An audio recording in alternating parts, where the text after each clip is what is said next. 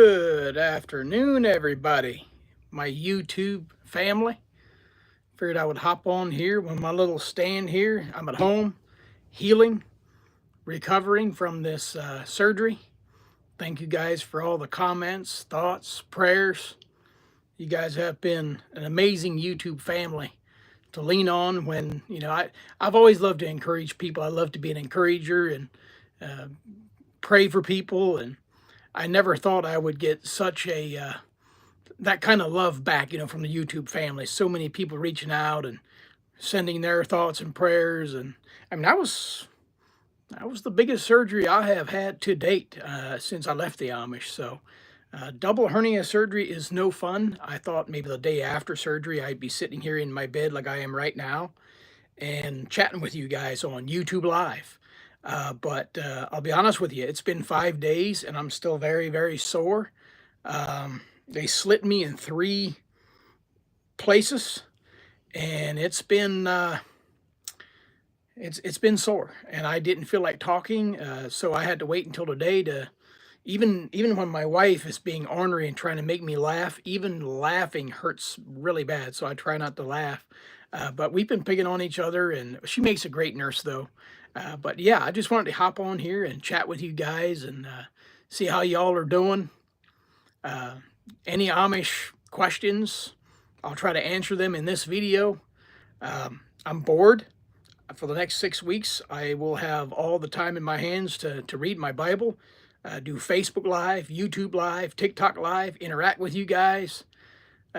Train fan says you're going to be sore for a while. Oh, yeah. Yeah, I'm definitely going to. By the way, I did not cancel any of my speaking engagements. I'm going to keep it on, and this coming Saturday night I'll be in Flemingsburg, Kentucky, and if I gotta sit in a chair with a microphone to share my testimony, that's what we'll do. It's just kind of like I'm sitting here now in bed to talk with you guys. So I figured I would trust God and not cancel anything. I just figured I would continue with my schedule and see how well it'll go, just as far as I don't have to stand behind a pulpit. I can just sit in a chair and share my testimony if I have to. So, man, a lot of you guys hopping on here already. Thank you for all your love and support. How you feeling? Well, I'm sore. Let's see. Hi, Seth. Hey, Yoder. God bless you, brother. Thank you. They put mesh in? Yes. Yeah, they did put mesh in there. Absolutely.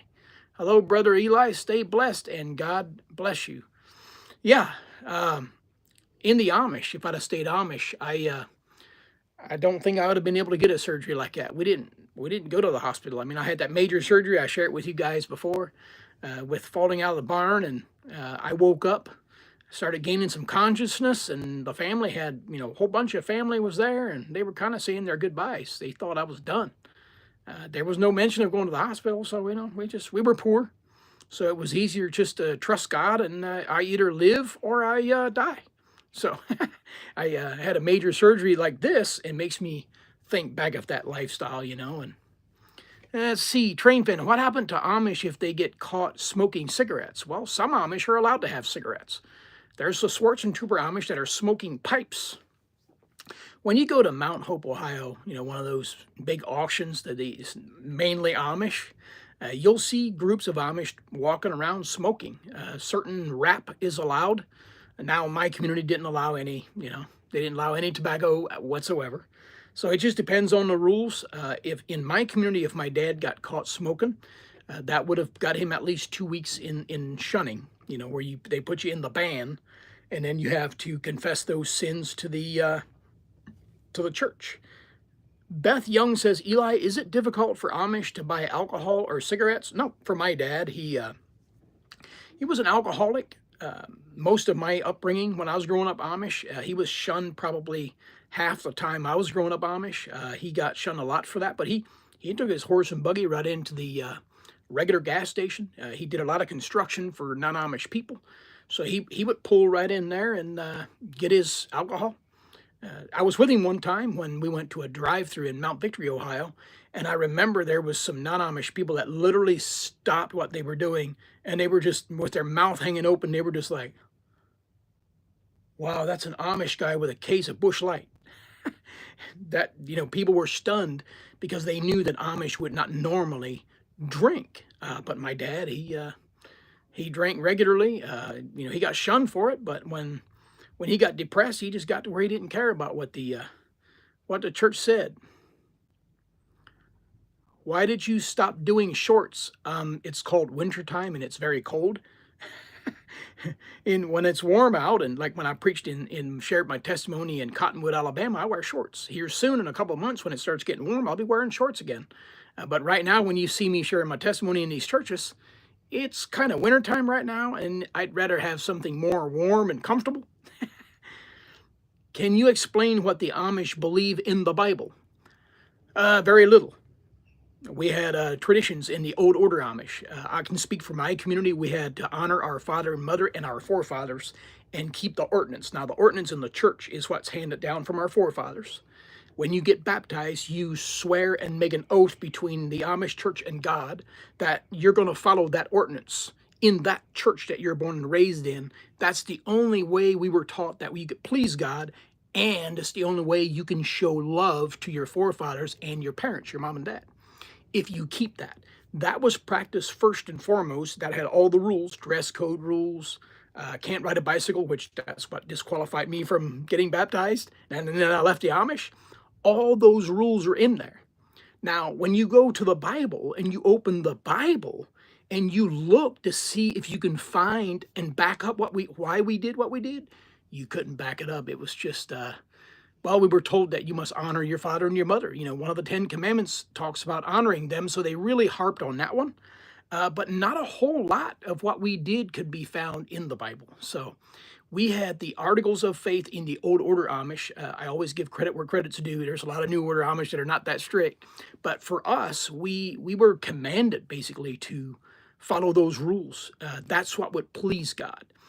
But we didn't live a whole lot of what the New Testament Bible would say. I would actually say we practice more Old Testament law, Old Testament stuff, keeping the Sabbath, the sacrifices by doing good works and rules, the sacrificial things that man can do to be justified, rather than, hey, we can be saved by having faith and finished work at the cross. Yeah, we didn't have any of that. So hopefully that answers your question. Let's see here. Why can't Amish ride bicycles? I drive the kids to school and I asked them and they weren't sure. Well, I was asked at a young age why we do some of the things we did from the non-Amish people, and I couldn't answer that because we were always told to tell the non-Amish people that we only honor our father and mother and keep doing what we're doing to honor God that way. But we didn't have an explanation for why. I'd say probably 99% of Amish today do have bicycles. Some have e-bikes now, in northern Indiana, Holmes County, Ohio. But in our community, you didn't have a biblical reason why we couldn't ride bicycles. It was just that you had to follow the ordinance of the church. And that was the only explanation that you had. So you clearly couldn't open the Bible and say, well, the Bible says here in this verse that you can't ride a bicycle. So we didn't have any explanation in the Bible or whatever. What is the farthest you have ever driven to go give your testimony? Honey, was it the southern Alabama? No, that was Goodland, Kansas. We went all the way out to the Colorado border, March 2023, March 5th to be exact, 2023. We drove 17 straight hours, and it was amazing to see all the different states. But I will say that Kansas was the most boring state we've ever driven in across 70. It was just like desert. Like, I'm not joking. It was like, once we got into Kansas, we drove for like 7 straight hours, seeing nothing but like farmland. Like, it was kind of weird and boring. But when we got to Goodland, Kansas, we were almost to the border of Colorado. The church, they took us into, what was that? Burlington, Colorado. They took us there to eat at a nice restaurant. The friendliest people in the United States we've ever met. I mean, it was really fun to go out that far and just meet those people. And the police chief, Frankie Hayes of Goodland, Kansas, is the one that stumbled across my TikTok and invited me. And him and his wife were the reason why we came. They got it all set up, and now Frankie has passed away. But it was a lot of fun. We showed up in that day in that church, First Church of God, I think it was called. And we showed up, and once I got up behind the pulpit, I noticed that other churches had arrived too. The local churches were all there, and it was so packed that people were staying along the wall and down the hallway. It was wild. But that was the farthest we have ever traveled so far to date.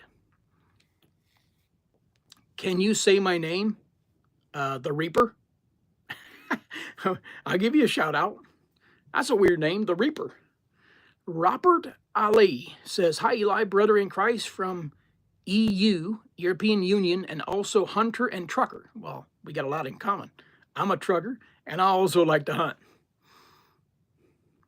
Do the Amish make their own soap? My mom did. We would butcher a hog, a cow, and all of our chickens every year. We also hunted deer. We would butcher them. When we did the hog, we kept the pig fat, which we would make lard out of. My mom, I don't have no recipe, so don't ask me for the recipe, but my mom has all the recipes and how she makes these things. But she made big chunks of bar soap out of lard, which all came from pig fat. And that's what we used in our little tub that Mom would set up every Saturday night. That's the only time we got a bath. A metal tub, galvanized metal tub in the middle of the floor.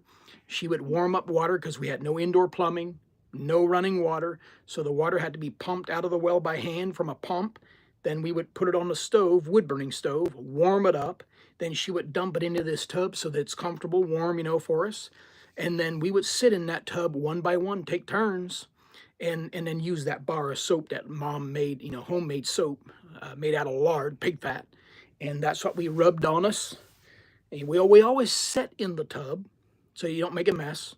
I never had a stand-up shower until I left the Amish at age 18. So my buddy that had to help me leave the Amish, he had to kind of show me how the knobs work and how a shower works. And I tried to sit down. He goes, no.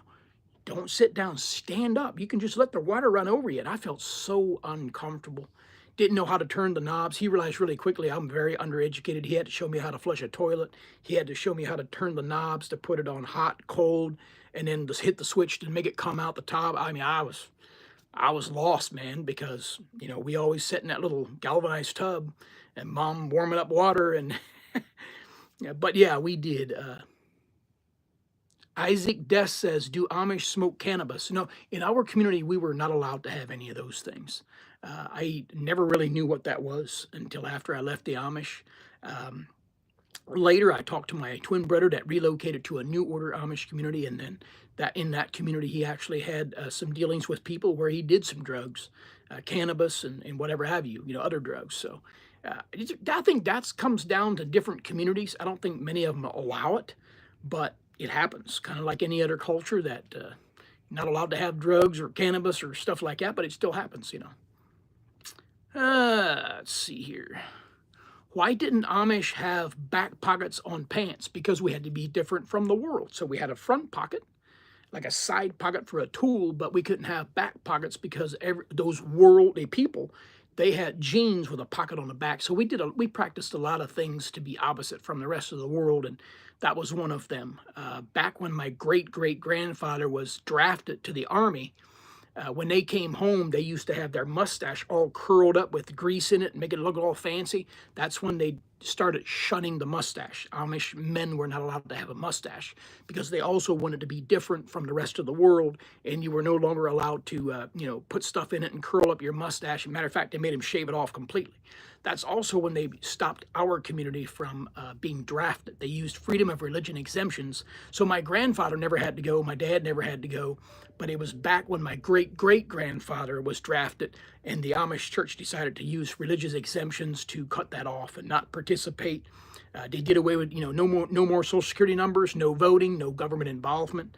So my group was very, kind of stood out from the rest of the Amish. I mean, there's still Amish groups today that they do way more than what we did. They pay taxes, and they don't use as many religious exemptions as what we would have in my community. Is there any Amish in Wisconsin? If you know, there's a ton of Amish in Wisconsin. There's Amish all over Wisconsin, especially central and northern Wisconsin, from Portage all the way up to Augusta, Wisconsin. Blair, Wisconsin has one of the strictest communities called Swartzentruber Amish, just outside of Arcadia, Wisconsin. Minnesota is also loaded with Amish. They're spread all the way across the rural areas, where there's not as many populated areas, not a lot of cities. Please shout me out. I'm Azidine from Morocco. Super Skype Skiptile says this. Well, Azidine from Morocco, hi, shout out. Let's see here. Ohio, Logan, Scotch, hello. Is it hard to become an Amish driver? No, not really. I mean, you can become an Amish driver. We had people come in and do business with us and kind of underbid some of the other drivers. At the time when I was growing up, 50 cents and 75 cents per mile was pretty high. But if somebody underbid that, we would obviously be tickled to have somebody that's cheaper. But now, the gas price is clear a lot higher than it was when I was growing up in the 80s. So now, you're in the uppers of $3 a mile to be an Amish taxi driver. But to get started, I always tell people to do business with them, gain their trust.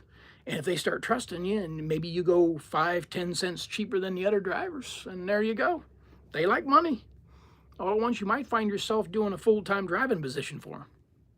I know some people that make some pretty good money doing Amish taxi driver work. Let's see here. Eli, are you connected to the Amish in Clare, Michigan? I have family there. John and Alma Yoder's my aunt and uncle. Clare, Michigan, Gladwin, Michigan, that's all the same community, all connected there. Yep. I have cousins. I have aunts, uncles up there. Let's see here. How are the Amish affording 10 to 14 children at a time? Because they live off-grid. They can afford it much easier than you can out here, where the government takes half of what you got. I mean, they're self-sufficient. They have a lot of freedom of religion exemptions that they use for why they do what they do. They don't have the costs going out. Having children doesn't cost them near as much as what it would out here. With the cost of everything, health care, blah, blah, blah, go on down the list. It's, it costs a lot of money. People go to the hospital and spend $10,000 to have a delivery. Me and all 10 of my siblings, including 2 sets of twins, not one penny was spent. We were all born at home naturally. Yeah. You do home remedy stuff and natural stuff, you don't have the complications like you would out here. So my dad, he had a midwife he used a couple times, but for the most part, my dad was able to deliver all of us. The church, the elders, the leadership, when you're married, they teach you some of those traits, how to deliver a baby successfully. And they know how to make babies, so if one of them doesn't make it, I'll just try again, make another one.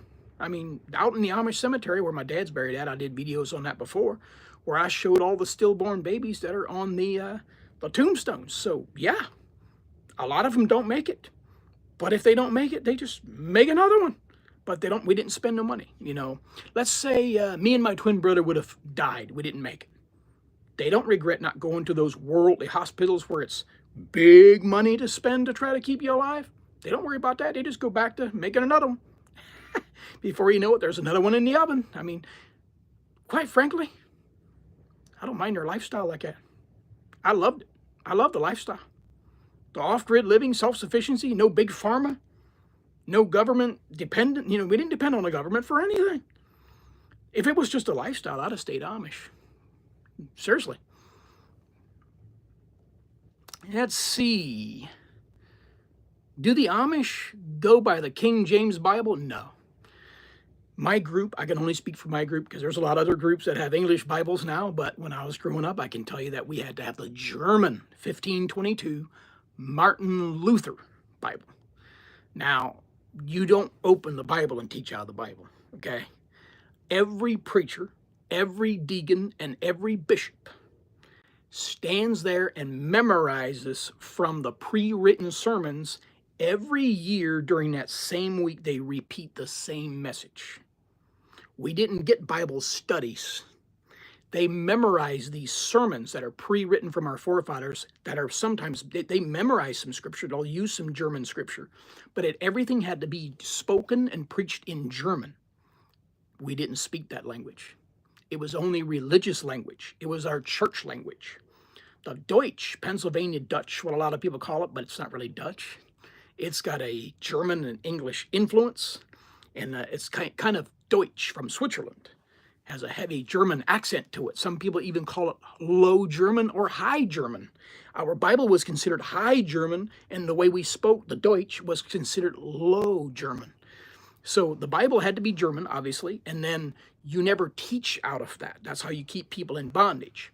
You don't teach or have Bible studies. You just memorize the repetitive sermons every year on that Sunday, same message. You don't go into what does it mean to be saved. You don't go into what does born again mean. If you heard a born again message, it was always you must be Amish.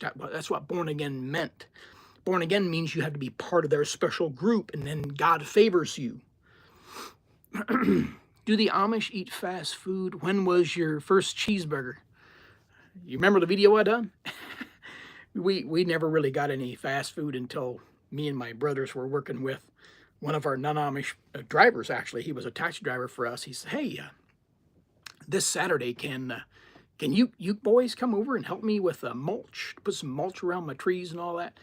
Boy, what a treat that was. Dad allowed me and my 3 brothers to all go, and we helped put mulch around his trees, and at lunchtime he let us watch a little bit of TV. Ooh, that was a treat. And then he takes us for our very first English worldly cheeseburger. We went to Wendy's. Now, this guy had no idea. Well, he had an idea that our work ethic makes it to where we have a high metabolism. I mean, we were very hungry little teenage boys. And so he got us a couple junior bacon cheeseburgers, to be exact, from Wendy's. At that time in the late 80s, it was like 90 some cents or whatever for a junior bacon cheeseburger. And so he got us a couple of them, and we just scarfed them down. He's still on his first one, and he goes, "You guys hungry or something?" And we're like, "Yeah. Could we have a couple more of those?" So he just got us all 6 more. 5 minutes later, they're gone. He looked at us. Wow, you guys not only ate the first 2, now you ate the 6. By the time it was over, I had a dozen. I could easily eat a dozen. It didn't. I mean, it was so different. It was so tasty.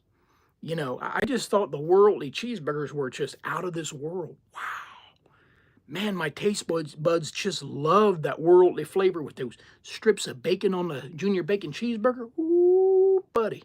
And boy, he got a kick out of it that day. Even though he spent a little bit more on lunch than he figured he would, he still got a kick out of it that us little Amish teenagers could hammer down such a large number of junior bacon cheeseburgers. I always look back at that and I'm like, man, I always wanted to get in his head. What was he really thinking about us? Did he think we were a bunch of little piglets or something? Shoot. By the way, guys, to get my whole story, all you got to do is go to my website on my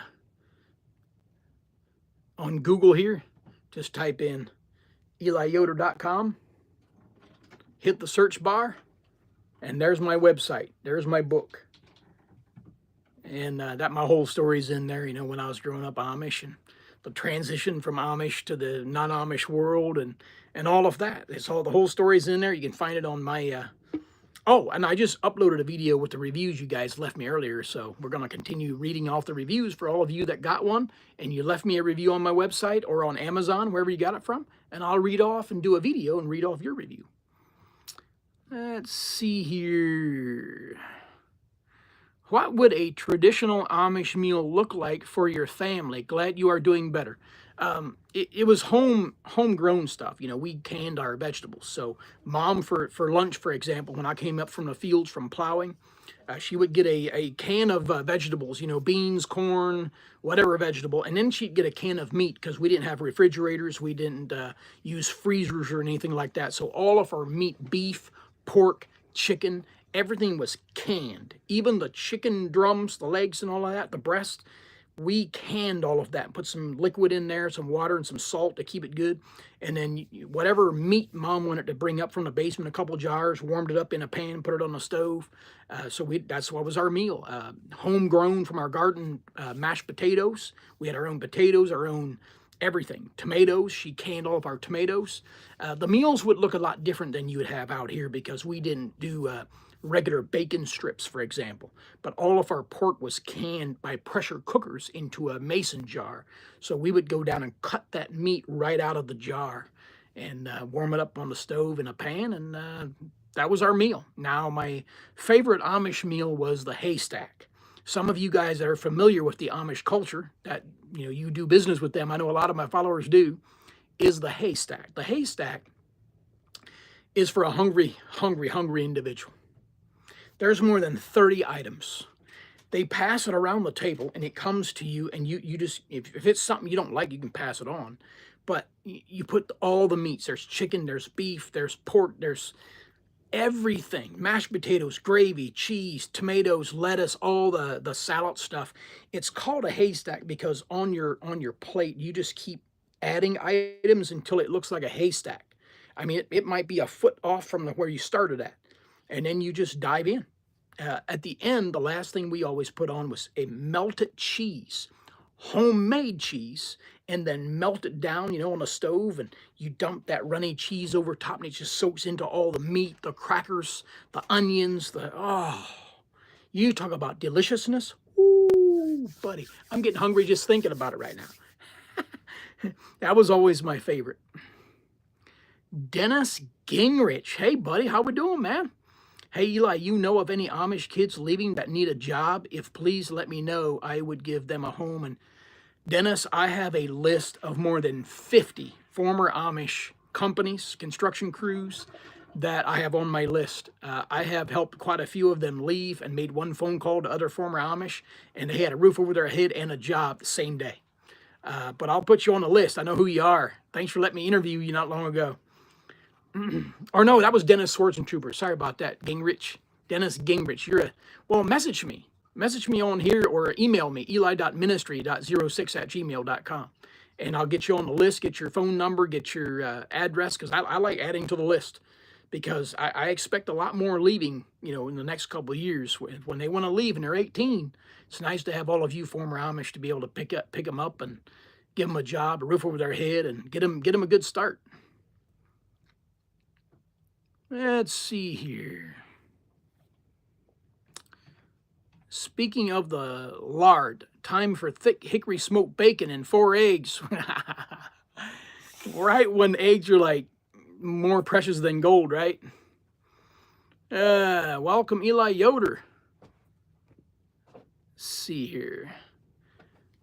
You're making me want to try the haystack, the deal now. I've never had it. Yeah, if you're around Amish, make sure that you mention that to them about the haystack meal, because I tell you what, you are going to fall in love with that. Love the channel, Eli. Love from Pennsylvania. What's up, Yoder? Hey, not much, Wesley. Thank you very much for watching and following. We are friends as an Amish family, and we take them as goodies and canned goods and cereals now and then, and they are so tickled to get anything we offer, and they make garden deals with us. Yes, we always enjoyed when the non-Amish people stopped by with goodies, depending on what it was. Mom didn't have a problem with it. She didn't like a whole lot of sweets. It has natural remedies and natural stuff that's good for the body, so she didn't like a whole lot of sweets. But I remember this one Amish taxi driver stopped by one time and brought some pizza. Oh, we never have pizza. We didn't know what pizza was. And they stopped by with a large pizza, and it was like, gone. Next time they brought 5 pizzas, gone. Next time they brought 12 pizzas, gone. They realized our appetite in the Amish was out of this world. And they realized, if we're going to bring pizza, we better just buy the whole pizza shop and bring it to the Yoders. Because we could hammer some pizza, buddy. Yes, sir. Love to see your Well, thank you very much, Wesley.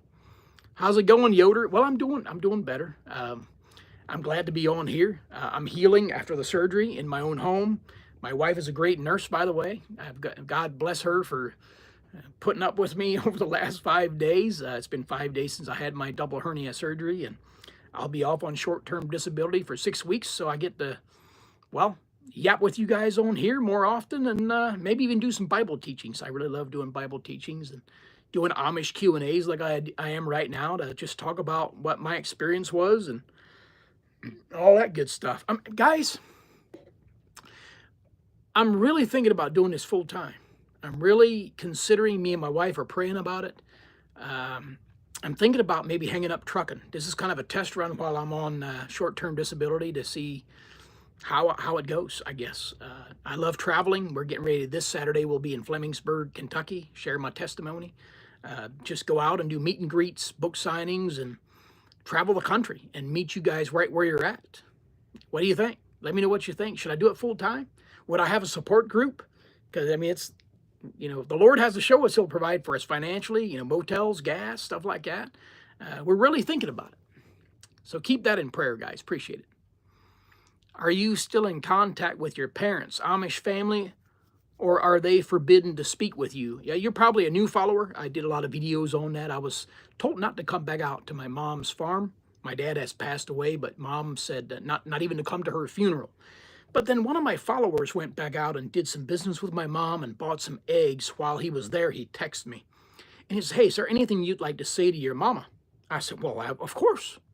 And I knew she was upset, when she found out that I was educating the whole world about not only about my experience, but what the Amish church did to my daddy, which her dad, my grandpa, was the main bishop. They read an excommunication letter off over my daddy's grave after he unalived himself. Mom found out eventually through the grapevine that I had been talking about that and had a large following on social media. Between every channel, I got right at 3.8 million followers now.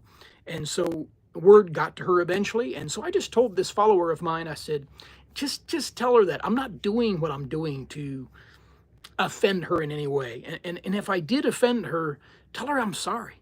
Tell her that I would love to come out one more time while she's still alive. And she actually told him to text me back and say, "Eli can come out one more time." Now, am I nervous? Oh, absolutely. I used to be mama's boy. I'm afraid of rejection. Just because she said, "Don't come to my funeral when I die and don't come back out here," I still love my mama. You can't undo the love that I have in my heart for my mama. She's my mom. It's the only mom I ever have. And so, might I get rejected? It may be, but you know what? It could be maybe she has a repentant heart. Maybe she's going to completely give me a loving, conversation and be willing to listen for once. I don't know. But we're going to go try it out as it gets a little bit warmer. I'm going to put my Amish clothing on. I'm going to do a video on my social media and let everybody know how it went. And we'll see how it goes. But my brothers, to answer your question, the Amish in other communities where my siblings moved to, I got a couple brothers, including my twin brother, I can communicate with them anytime. They're more modern. They have solar power. They have phone shacks. Just yesterday, I called my twin brother in his Amish community. He's got a phone shack about 20 yards from the house. And, he, just seen all the storms and floods and stuff down there in Kentucky and Tennessee. And so I just wanted to call him and check, make sure they're okay. And he said, yeah, we're doing fine. So I communicate with the ones that are in the New Order Amish, because back home, very conservative, Old Order Amish, so they're not near as welcoming as the New Order, more liberal Amish would be. Let's see. Let's go back down. I'm sorry, guys. I know there's hundreds of thousands of comments on here, but I can't get to all of them.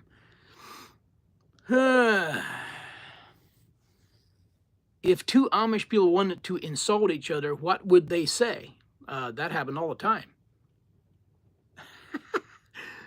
You see this right here? Yeah, that was my oldest brother. That was my oldest brother. Yeah, me and him assaulted one another. My dad, he knocked the lights out of this Amish guy at a barn raising because he was running his mouth. My dad grabbed an Amish knuckle sandwich, cold cocked him real hard. My dad, I think, got maybe 4 weeks of shunning or whatever, and then he confessed the sin and popped him in the jaw again next time. That's just the way my dad was. He was fed up. Let's see here. Would you consider reform better instead of ending Amish culture? I would never end the Amish culture because it's the most amazing work ethic, the best culture in the world. Out of any other culture, they have the best work ethic, self-sufficiency, don't depend on Big Pharma, don't depend on the government. I mean, they got the best, lifestyle. I didn't leave because of the lifestyle. I left because of the religious power and control, the shunning, and how they treated my dad. I knew I didn't want to get married and have a family and go through with what my dad went through. So I was one of those that wanted freedom more than the Amish tradition and their acceptance. Normally everybody just gets married and gets baptized and makes the oath and swears to stay Amish the rest of their life because that's what all of their family did. So they don't want the division, the rejection for not following the same suit as everybody else in their family. Me, I came along and I was different. I didn't care. I decided I'm going to break purposely on rules to where I didn't qualify for Amish baptism. I was the first one to drop out of baptism in 22 years. People were stunned. I was the talk of the town. In Amish town, my name, Eli Yoder, was probably mentioned 1,000 times in 1 week. Did you hear Henry Yoder's Eli? He didn't finish baptism. He got caught leaving his shirt collar standing open and made a lay-down collar out of it. He's so rebellious. He also got caught riding a bicycle. Can you believe that rebellious Yoder? Little did they know that I had an escape plan, and I didn't care what kind of rules I broke, and that I had an escape plan secretly planned. Rumspringa wasn't allowed like the other Amish. We weren't allowed to have a season of running around. And so I had it secretly planned with one of my non-Amish buddies to pick me up when I turned 18 years old, and gone. Never looked back. But you see, I wanted freedom bad enough. I didn't worry about the gossip. That's usually why people change, because they don't want to be rejected.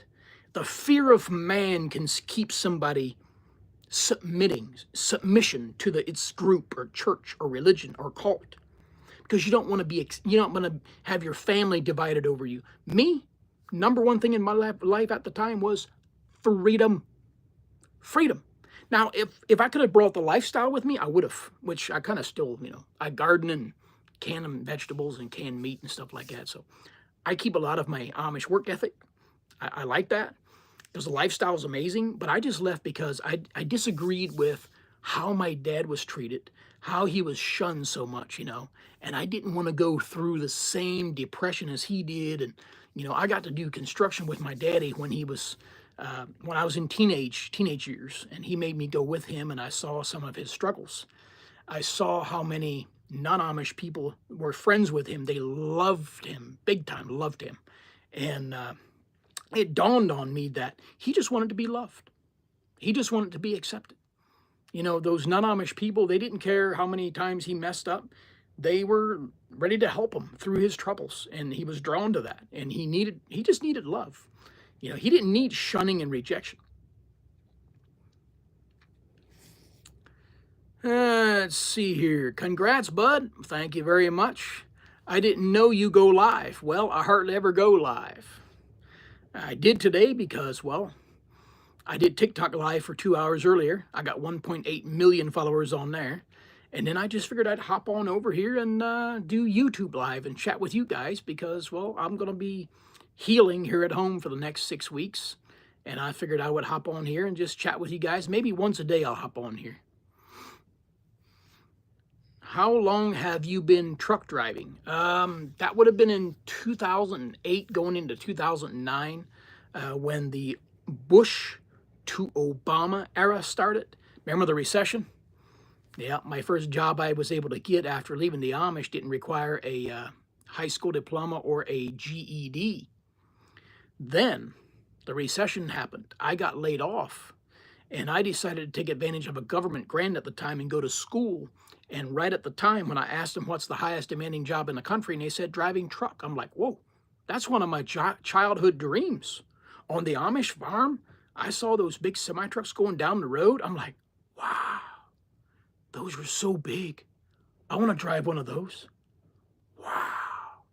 Always had a dream of driving one. We'd stand beside the highway on the Amish farm there. As little Amish boys, we'd go like this, and the semi-truck drivers would, bah, bah, bah, bah, the big old air horn. I'm like, man, that'd be so cool. Now I'm unemployed. I've been out of the Amish for 8, 9 years. I'm like, here's my chance. It looks impossible, but if I put my all into it, all my effort, put my heart into it, I can do this. And I did.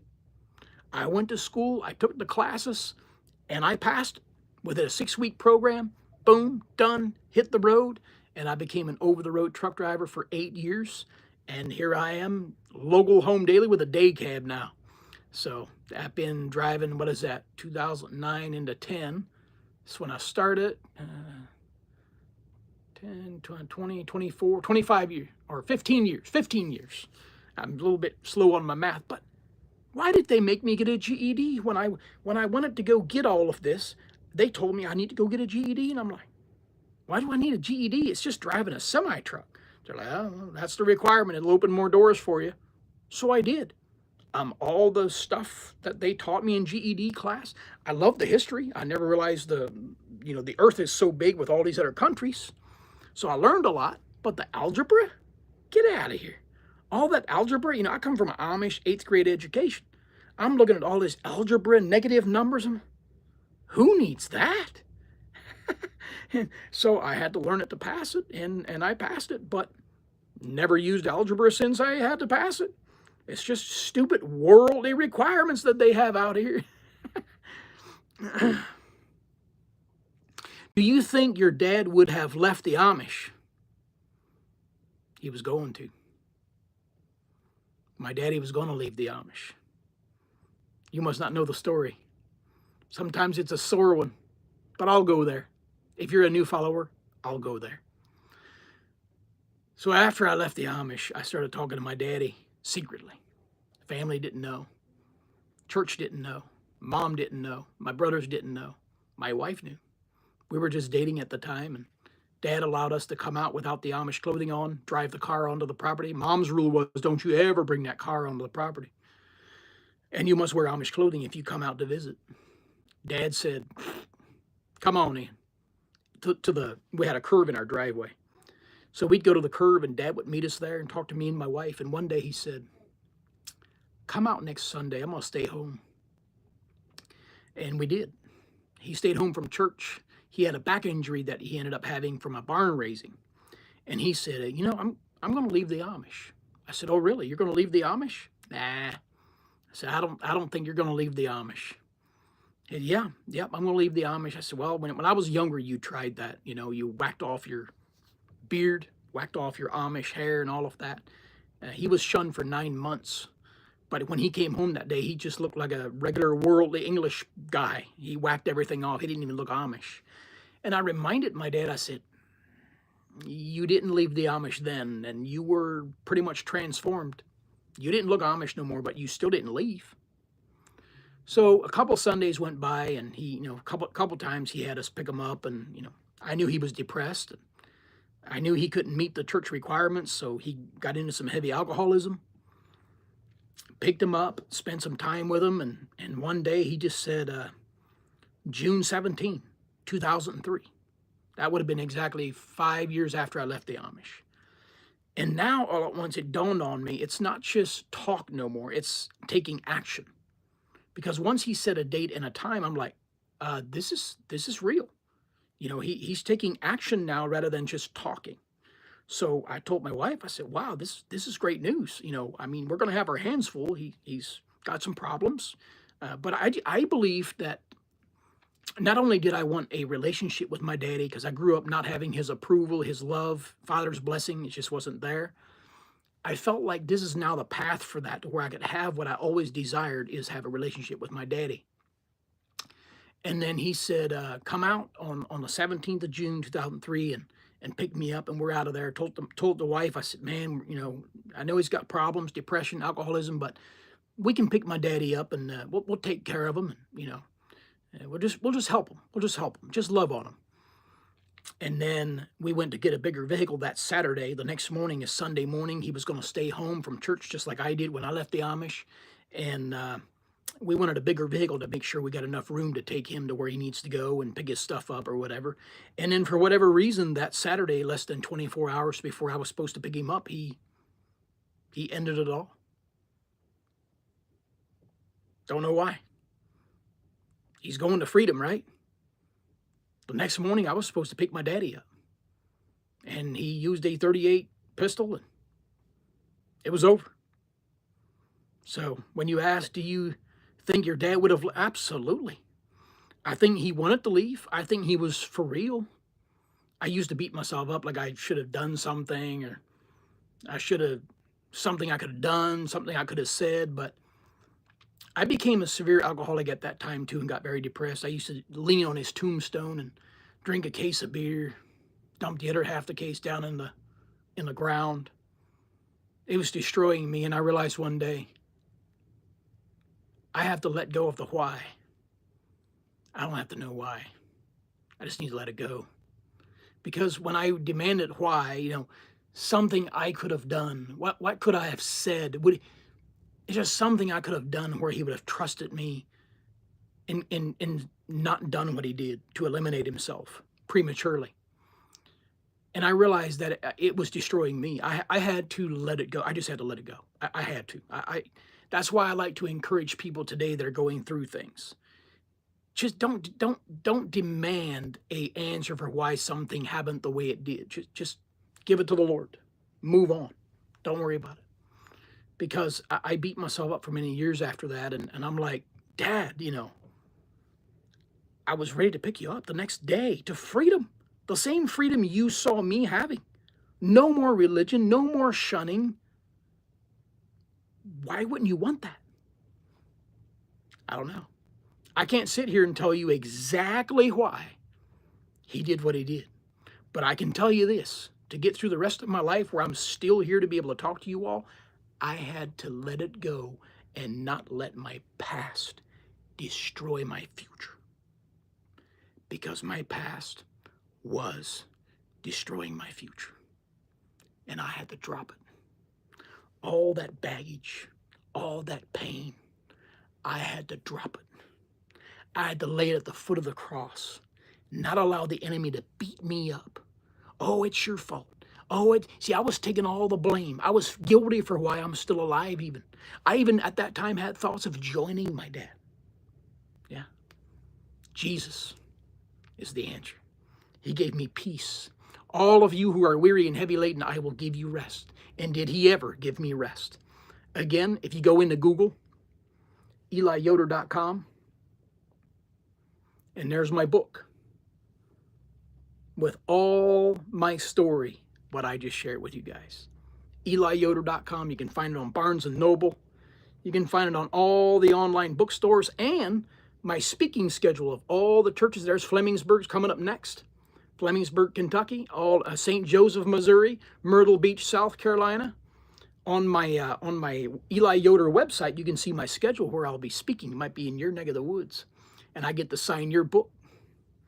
We got Ravenswood, West Virginia, Myrtle Beach, South Carolina, St. Joseph, Missouri, Foster, Kentucky, Lewisburg, Kentucky, Milvendale, Kansas, Thorndale, Indiana, Grandview, Tennessee, Flint, Michigan, Lapeer, Michigan, Cottonwood, Alabama.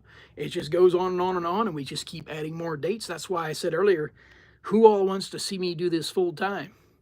I love to encourage people, love on people, and pray over people because I've been through a living hell, so to speak. And I know there's a lot of you that have been through things that may be more, worse than what I've been through. And I just like traveling and meeting new people. And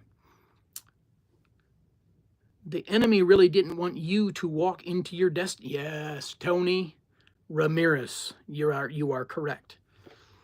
Hey, Eli, I grew up around the Amish in Kentucky, and I'm not quite satisfied with the state of the world. Is there a way I can go about becoming Amish and joining a community, New Order? Yeah, there's a way. Have you had a previous divorce? Do you have tattoos? Those things are considered an unforgivable sin by most Amish churches. So if you can find one, that is okay if you had a previous divorce or tattoo. You just can't get remarried in that church. But most of them would never allow an individual to join if you were not born and raised in the system, because there's just a lot, you got to learn their language. You got to submit to the church. I had a 44-year-old man join the church in Maine. 6 months later, I picked him up, and he couldn't wait to leave. Snuck out in the middle of the night. I lined up a driver and picked him up. Lifestyle looked attractive. He said, they took care of me. They built me a barn. They built me a house. They gave me property. I mean, I had all my animals, self-sufficiency. Life was great. Then he got on his knees at baptism, learned his language, learned their language. And then at baptism, he swore and made the oath, like I was telling you guys earlier in this video. I disqualified for baptism because I broke some rules. He followed all the rules. He gets baptized. After baptism, the whole thing changed. That's when they cut him off from his non-Amish family. Mom, dad, brother, sister, aunts, uncles. They said, you're going to be tempted to go be part of them. The church just took complete control. The shunning and rejection that I just shared with my daddy, what my daddy went through, that's what this man started going through. He's 44 years old. He's my age. He couldn't take it. But when he first joined the Amish in Maine, it was so attractive. The lifestyle is so attractive. But guys, if you join them, you don't know the behavior. Go to the Lancaster. If you really want to join them, go to Lancaster. There they vote now. They got solar power. I mean, they got electricity. They pay taxes. They're like part of the system. Go to that community. You have a better chance if you go to Lancaster, Pennsylvania, because they're a whole different, totally different ball game out there. Let me tell you, they flipped Pennsylvania to red because a whole thousands of them showed up and voted this year. So don't go to the groups where I'm from. Don't go to Maine. Don't go to Orange County, Indiana. Old order. But if you really are desperate and serious about joining an Amish culture, then by all means go to Lancaster County. You probably have a better chance. Please address the Amish view and treatment of animals. Nah, I'm not even going there. I'm tired of hearing that one. I hear that one so much. We cherished our animals. We took care of our animals. Is the Amish just like any other culture with crimes? And yeah, sure. Yeah. But it's not no different than anybody else. You know what I get sick and tired of hearing? God made these horses very tough, very durable. In 16th century, 17th century, that's all they had. They didn't have no Teslas. They had no cars. Horses were traveling for miles out west. And yet I got people on here saying the Amish are abusing their horses because they're out there making them run for 5 miles without a break. What kind of woke society we live in? Sir, I'm not trying to beat you up, but I'm just fed up. I'm fed up of hearing it. Do they have puppy mills? Sure they have puppy mills. But stop with the horses.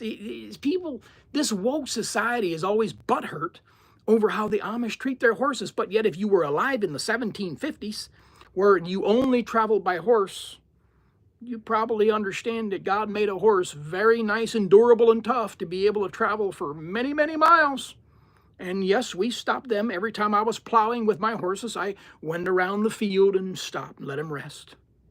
Took a couple more rounds around the field, stopped, let them rest. Were they huffing and puffing sometimes? Yeah. But there's a creek right there. We gave them water. God made them tough. I mean, you know, they're made to do exactly what they're doing. Anyway, didn't mean to offend you. I'm just putting it out there because I've been doing this long enough on social media. I keep seeing about, oh, the Amish abuse their animals and on and on and on and on. And it just makes my head spin. Horses love to run even when working. That's right. We had some that were so full of spunk, they would try to run when I'm trying to go slow to husk corn. Because you go a little bit and you husk corn. And then you go a little bit, and they wanted to take off. They were so full of energy, and they're made for that. They were ready to run rather than just walk slowly. So you had to really hang on to them. Do Amish women ever get down with it? Nah. I don't know of it. Not in my community anyway. We had to be committed to within the Amish church. Somebody got caught straying off with people from the outside, then that would have got you shunned big time. You guys vegan? No. No, Sebastian, we're not vegan. We butchered all kinds of meat when I was growing up Amish. All right, guys, I think I'm going to hop off of here and do a Facebook Live. I did TikTok Live, now I did YouTube Live, and I'll probably do a Facebook Live and keep on chatting with everybody, answer some questions. Hello, Eli. My name is Sam. I used to live in Hicksville, Ohio. All my neighbors were Amish. Well, you probably know a lot about that group then. Did you ever play pranks on the bishop? All right, last question right here, and then we'll wrap it up. Yes, I did in fact play a prank on the bishop. Here's what I did. I had already broke a lot of rules. My dad had broke a lot of rules. The deacon was my biggest one. The deacon, his name was Milo, and he was just always investigating, coming out, clip, clop, late in the evening. Hey, where's your dad at? I'm like, nah, he's not home, even though he was in the barn. And he said, hey, we heard this and we heard that. We got to check up on this. And I said, yeah, it's all the gossip that the community's talking about because they hate us Yoders. But it was always the same guy. And so he sided up with the bishop. They got my dad in some trouble for some stuff. And now I'm disqualified for baptism. I'm getting ready to leave the Amish. And I got a couple of my buddies late one Sunday night after the singing, the youth group singing. We took his buggy back, way back in the field along the fence line where the fence is. We took his wheel off. We stuck the buggy axle through the fence, reapplied the wheel, and made it so tight that it's going to be a while before he can get that loose. So we know that the next day when he got up to leave with his buggy, he's going to have to take a few hours to undo his buggy wheel from the fence because it's stuck in the fence. So that's one of the pranks that I did just before leaving the Amish. And again, to wrap it up, guys, thank you for all your questions. Thank you for hopping on here, chatting with me. Make sure that you get, if you want to support me and my wife with what we do, traveling, sharing testimony and all of that, make sure you get on EliYoder.com, get my book. My whole story's in there, my whole testimony, everything how it played out, and my dad's story and all of that. Thank you very much for listening, guys, and God bless you all, and I love you all. See ya.